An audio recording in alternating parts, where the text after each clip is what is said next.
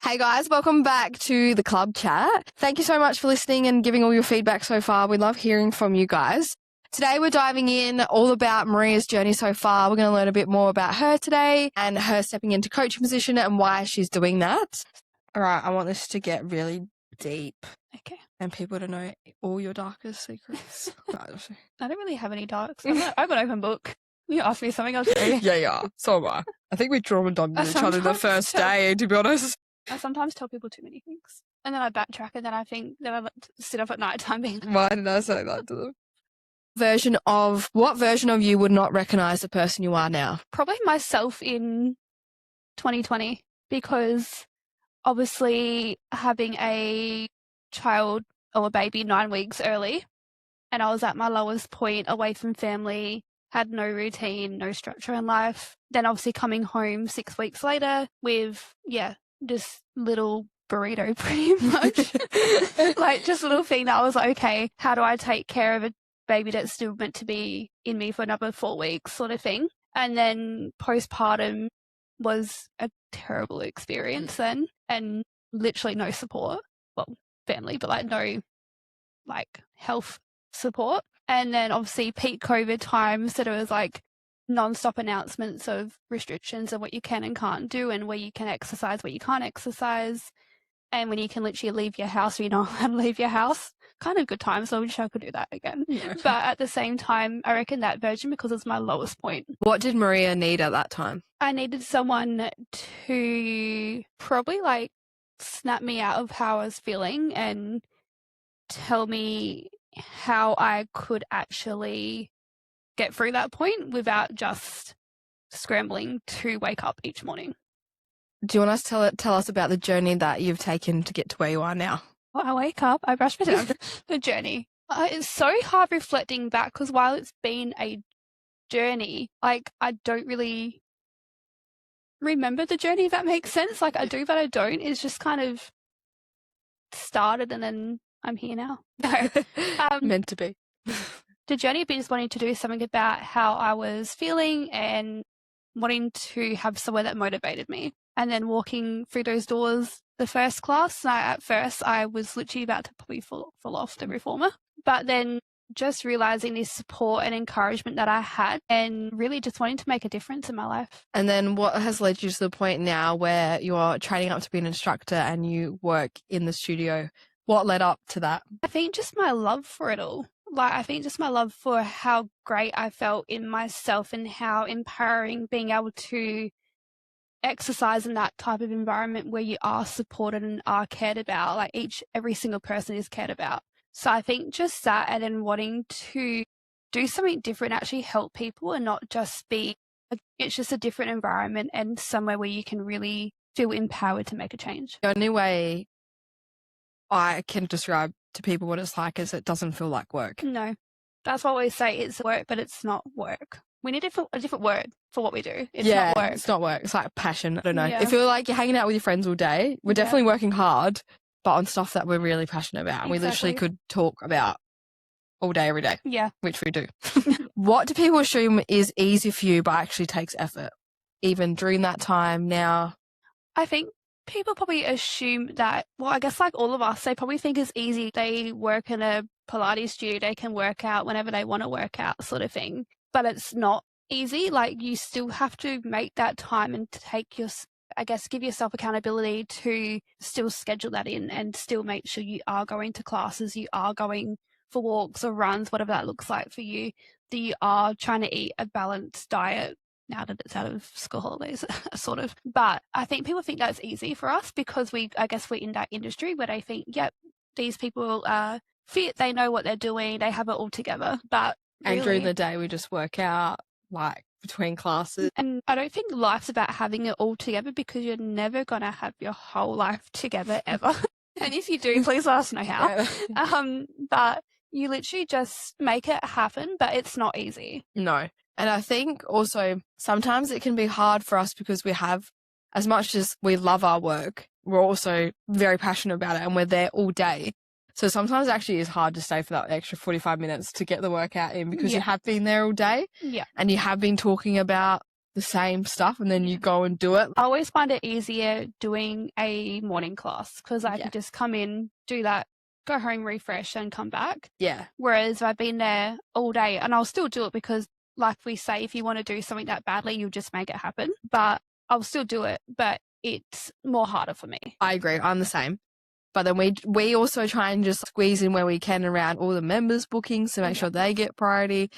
We see people all day, so then it's like sometimes you're like staying that extra 45 minutes, which is totally fine. You see everyone. But then I think as instructors too, there's like that extra pressure of always performing every single class. Yes, that's for sure. So it's not easy, definitely not easy for us. I don't think it's easy for anyone. I don't think there's a scenario where it's necessarily easy and you're going to feel like always doing it. What makes you care more than the average coach? I think what makes me care more is that I can see your passion for the business. Thank you. You're going to make me cry. I feel like every podcast we're just going to cry. But no, I can see your passion and your drive to really inspire and help people, not only help members, but also help us as coaches and as general people as well. But like, I can generally feel how passionate you are about it. And I want that for you, and I want that for me, and I want that for us, and I want that for everyone. But I also feel like member wise, I know how good I feel about myself and how much more confidence I have in myself now. And that's not just based on looks either. Don't get me wrong.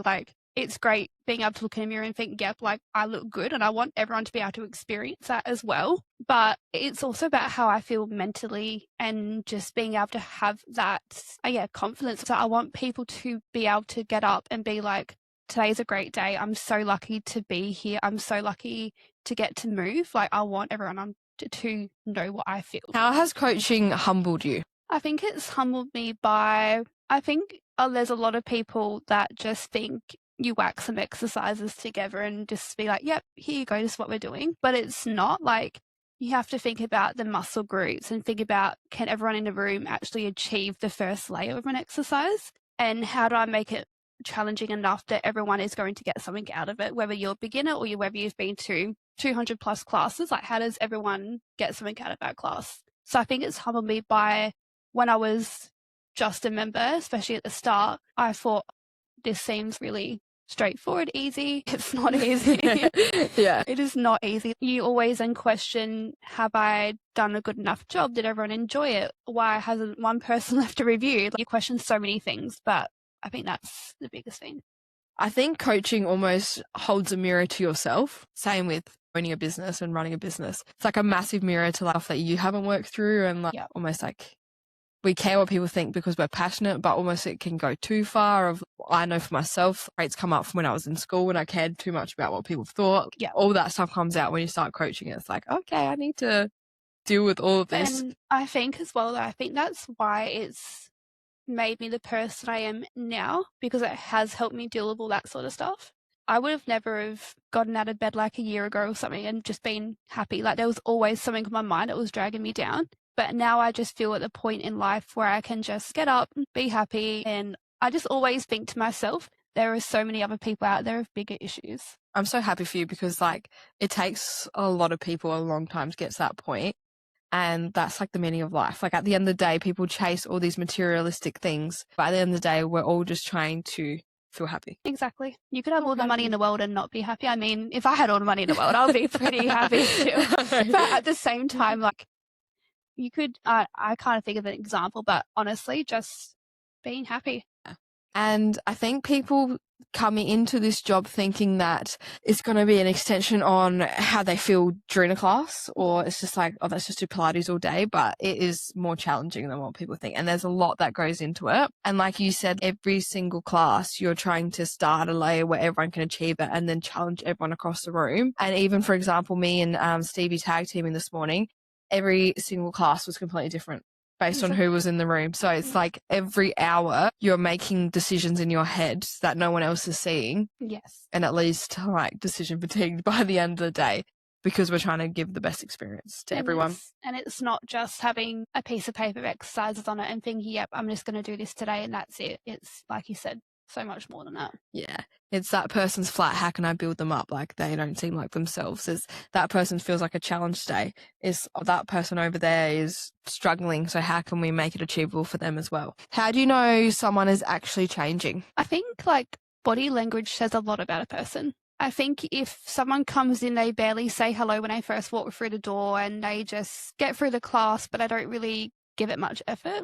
But then they come back, say a few months later, they come in happy, say, I'm so glad I'm here, sort of thing. Like just a general conversation and body language. And then, you know, noticing what weights they're picking up or noticing them saying, I'm looking forward to whatever they're going to get up to on the weekend, or even just having like that deeper conversation with a person is how you can tell someone's changing. Yeah. How engaged they are is probably to sum it up in one word. Yeah. And how many predictions have we made over the last few months about where people are at and have come true? Yeah, so many. We can read your body language. We can predict who needs extra support, who's not themselves. People who have changed their perspective on their health journey might not be as at that invested point, for different reasons, like changes in situation, finances, anything like that. But yeah, we can see it coming. Always. For months, always. Yeah. And it's sad for us because we really want to help all you guys, and we always approach everything of how engaged you are is how much energy we can also help you with, and the more you give us, the more we can help you. So we try our best to make sure we're helping. No, we do help every single person. We do. So it's sad for us when we see someone slowly fading out. Yes. It's like, no, like if you just keep going, like you're so close. And then it's getting them back on track to reach their goals that they're trying to reach. Or they've come so far, they've hit their goal, so they like ease off and then they end up away from their goal again and having to work back towards it. Yeah, it's hard to watch sometimes. Yes. What does showing up properly actually mean to you? I think showing up for myself is just doing what I'm going to say I'm doing, especially like the day-to-day stuff. Like, for example, like the other day I said to you after work, I said to you, I'm going to go for a run. And I said it, so I had to do it. Which is good. Like, I think if you just put it out to universe, things that you want to achieve, it's just then making it happen. That's what showing up is for me, is just making something happen. But I think if I can keep up that momentum I've started, then it's going to be a good year. Yeah. One thing I've noticed, I'm super proud of us already. We had it a bit towards the end of last year, but I think we're fully going pro with it now, is we're really built a relationship with each other where we keep each other to high standards now. Definitely. Like you telling me that you're going for that run. And I went. You're like, I was going to follow up with you. You went for that run, but you're doing the same thing to me. So it's really good. Get people around you that want the best for you. And that want to support you and want to achieve your goals. Yeah. Or tell people, like, I even have said to Reese, right, if I say I'm going to do something now and I don't do it, call me out on it. Yes. So tell people around you too. Call you out on what you're saying you're going to do and you're not doing. Even if I look at this morning, for example, I thought I should probably just clean up my house from the night before and sort the kids out and whatnot. I don't have time to go for a walk and get some exercise in. But then I thought to myself, no, that's not the standard you set for yourself this year. I got out that door and I went for my walk. Good job, Maria. Yes. Proud of you. So my good. floors are still dirty. Yeah. Love it. And you know what? Nothing is going to happen. No. But you got so much benefit from doing that for yourself this morning. And you can clean your floors tonight. And now I feel like I can tackle the world today. Who do you coach the hardest and why? I feel like it's a mixture. I kind of feel like there's two types of people. So the first is the beginners that come in because I want them to actually see that if they stick to this, that it will make a difference and they will feel different. You'll reach those goals that you want to reach. So definitely those type of people, but also then the people that want to push themselves hard in class, because I love when people are sweaty, hot, working hard, and they're also smiling while they're doing it. Yeah. Which I think we're all crazy in that way. Like, I think those people too, because they want to get the most out of a class. You love a good vibe. Yeah, I do love a good vibe. Somebody explained it the other day to me that it's like a party, but you're exercising. That's how they explain my classes. Yeah. I'm like, yeah, it definitely is. It's going to be fun. And if it's like, last thing you want to do is go somewhere to work out and have it not be fun. Like, you want to get the most out of it while having fun while in a community that you want to be in. What's one thing you wish members understood sooner? You're not just going to see results straight away.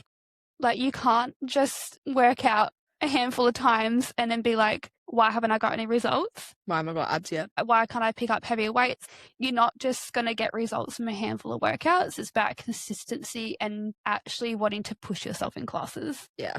you stick to the same weight, same springs, breaks, I really feel bad saying that, but if you take breaks every 30 seconds, you're not going to work that muscle to fatigue and actually get results. It's hard because I feel like the way we explain stuff, it might almost be contradicting, because we say we want to see you have breaks. They're a good thing. And then we say we don't want you to see you have breaks. Yeah. It's not a good thing. So sometimes I think it's a bit contradicting, but I think it's like, are you going through the motions or are you working hard? Yes. That's what it comes down to. Breaks working hard, good. Breaks going through the motions and you can't be bothered, not good. Not good. Exactly. Yeah. But then again, like, we know that every day is going to look a little bit different. So we hope I hope we're making sense with how we're coming across with that. But it's like anything in life. Are you just doing the bare minimum to get through, or are you striving? I really think results is the biggest thing. You're just going to be consistent and keep at it to get to where you want to be. If you could say one thing without softening it, what would it be? Your approval to go savage mode. Your thing. I just think if you really want to better yourself, like, what are you waiting for? Do the shit you need to do. Like, literally do it. Tomorrow's going to be the same as yesterday. Yesterday's going to be the same as a year ago if you're not going to make a change for yourself and actually make that time for yourself. Because without dedicating that time for you, you're going to be the same person 10 years from now. I did a savage-ish episode like this in the 12 days of the club, about like just being stuck on the same cycle and just complaining, like, why would you want to live like that? It's just such a foreign concept to me that I can't relate to. I get that we all have days where, you know, we want to lounge about and we do complain. Have a day here and there, but 360 of those days, just do the difference and make it happen. Because when you look back, when you're in your 60s, 70s, looking back on the life, your prime years, which are now, you're going to be disappointed in yourself. And we've like designed our life, like you said, to be happy. Yeah.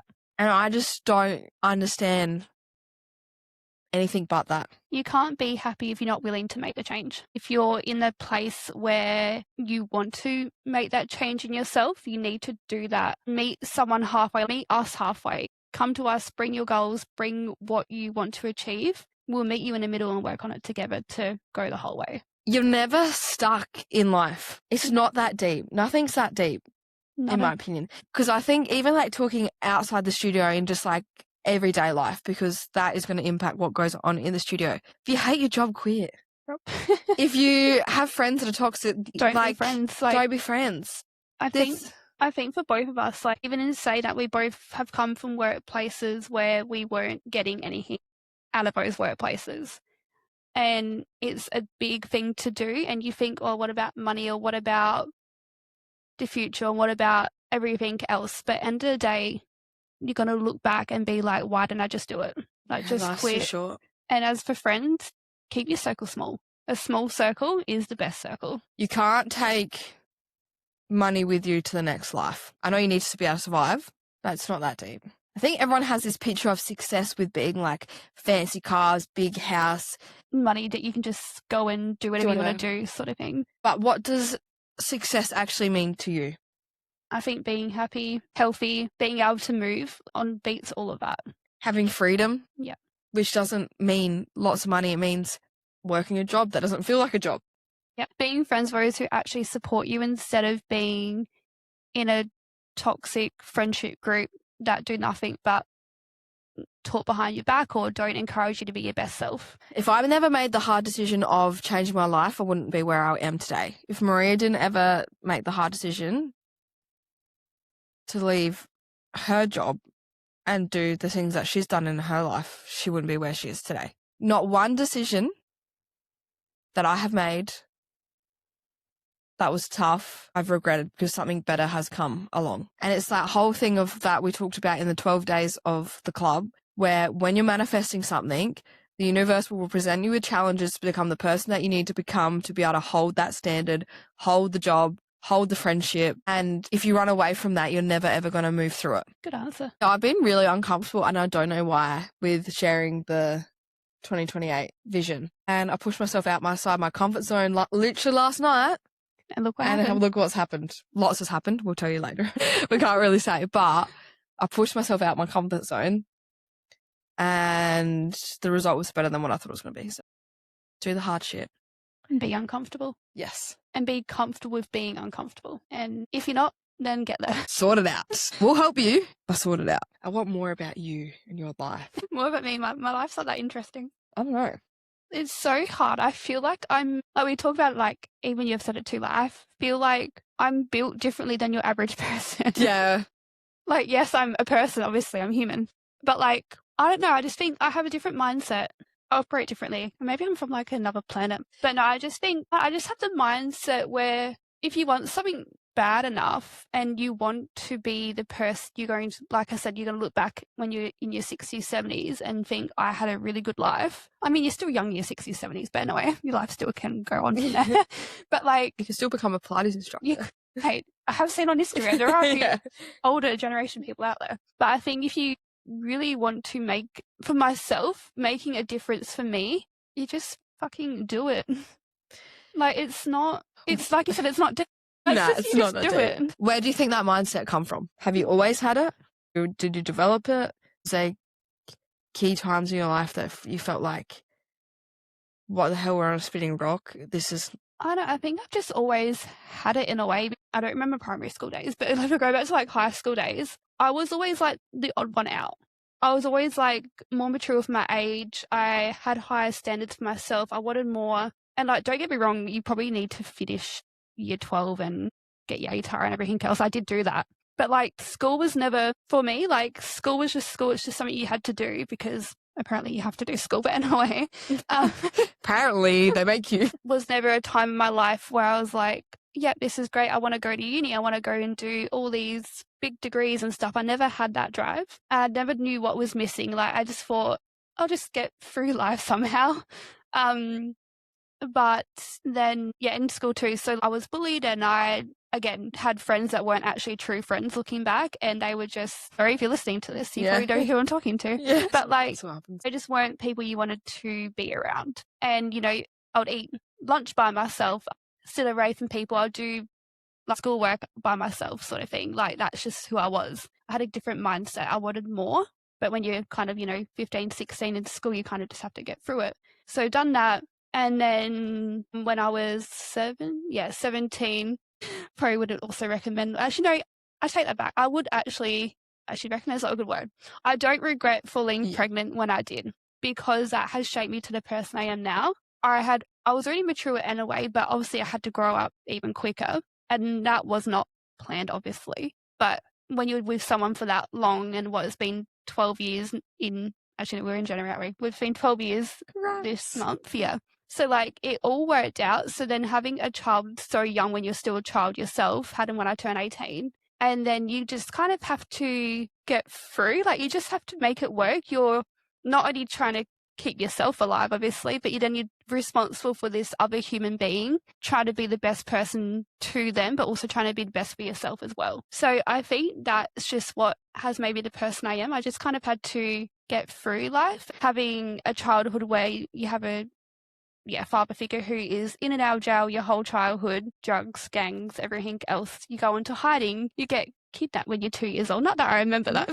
Going through growing up without having that father figure in your life, and then you still have a good upbringing, obviously, but could be better. You look at people who have families that are together and whatnot. But I think that as well plays a big part, going into a jail to visit your dad when you're 8, 7 years old sort of thing. Like, that's traumatizing for anyone.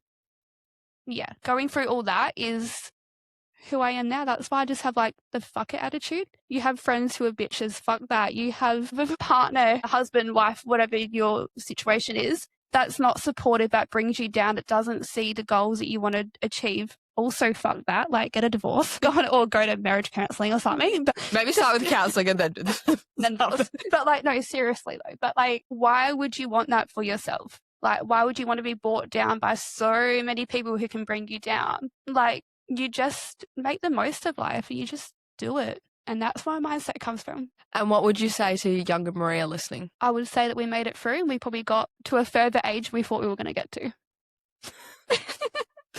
That's a good start.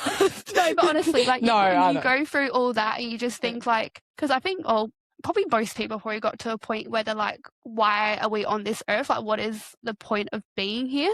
But then you get to where you want to get to and you think that's the point. On the other side of that, there's always a breakthrough. There's always a breakthrough. There's always a positive side to everything. And it's probably taken me, well, since I was a child, obviously, but like to get to the point now where I'm just have that fuck attitude. Like you just do life, you get through, you be happy, you make the most of it, you make every last second count, and you just win. You truly don't know how long you're going to be on this earth for. Anything could happen. I could walk home in this heat and get heat stroke and die. You always add extra stress to my plate that I didn't even. Please don't do that. I might watch you walk home. Make sure you're okay. I think as well, like you get through life as well by having no filter. Like just don't think about things like, okay, I say that I'm fucking the biggest overthinker. So am I, but like in a good way. I overthink of like, am I doing enough? But I never overthink and go, oh my God, I said this to this person, or no. I posted an Instagram reel of myself. I wonder what everyone's saying about me. Exactly. It's more like I put pressure. I don't know if you're the same, but I feel like we're the same person. And exactly, yes.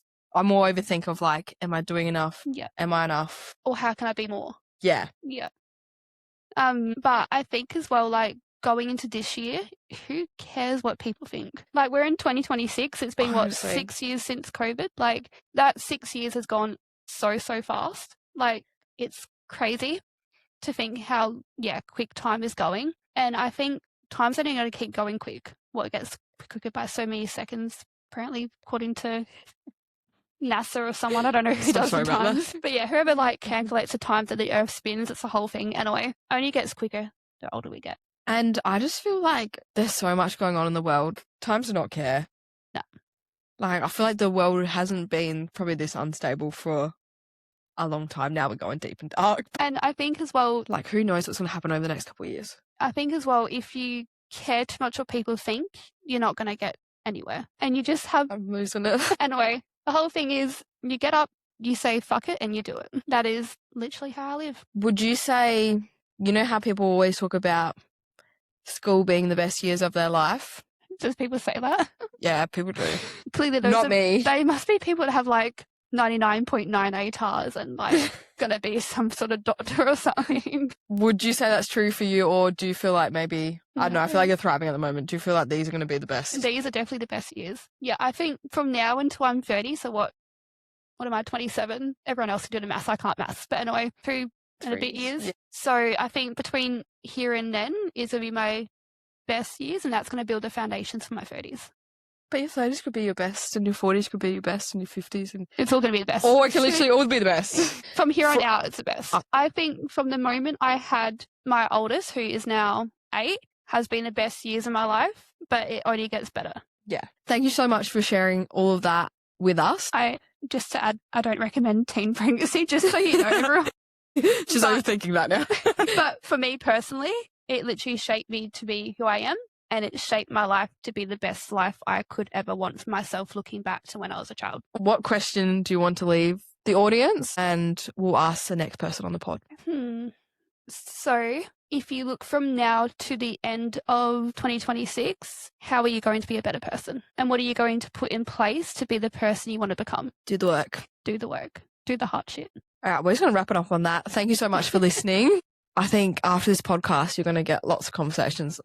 I think the members are going to love that. Thank you for being open, vulnerable with us. It was really nice hearing your journey. See you on the next one. See you, love you, bye. See you, love you, bye.